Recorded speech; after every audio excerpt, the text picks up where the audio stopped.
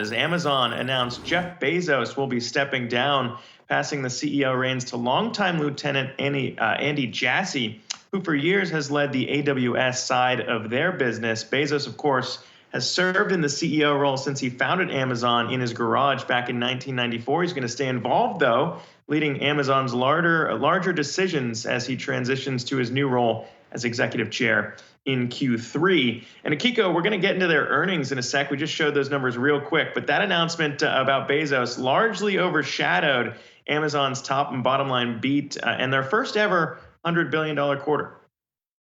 Yeah, I mean, it was a blockbuster quarter for Amazon. It really does feel like the company's firing on all cylinders.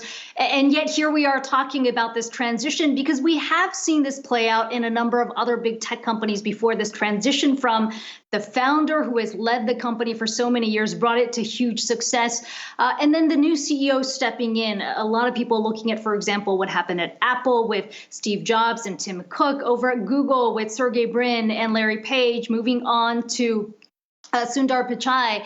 And then, of course, we've seen that play out in Microsoft. And I'm not sure that there's really one company we can point to as a comparison here, largely because we really don't know what the daily operation is going to look like for Amazon now that Andy Jassy is leading the company. Of course, many would argue that he has been the guy leading the daily operation since 2016 when he was tapped as one of two deputies stepping in here.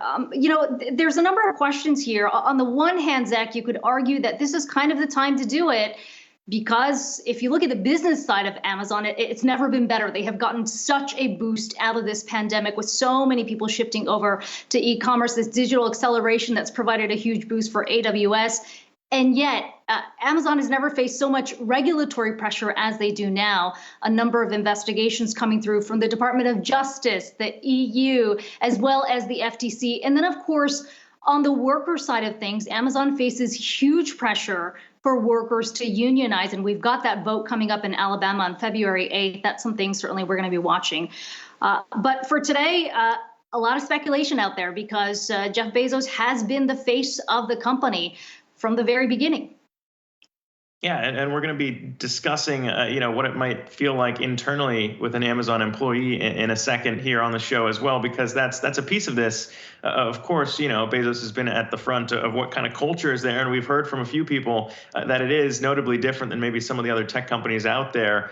But to your point, I mean, we talk about Mark Zuckerberg now kind of standing there as the lone wolf, as founder, CEO in this tech space. But if you really do look at those extended longer term charts, Akiko, a lot of people saying, look, I mean, these companies, you see such a connection to their founders, right? When you think about a Google or a Microsoft, but we've seen the performance from these companies and just really, you can't even see it on the chart. It's not something you can point to and say, oh yes, that's where we saw the departure of a Bill Gates, or we saw the departure of anyone we're talking about when we look at these tech companies. But with Amazon today, I think, as we're going to get into now here, obviously this is not the only news to discuss because we're talking about what was a blowout quarter for Amazon.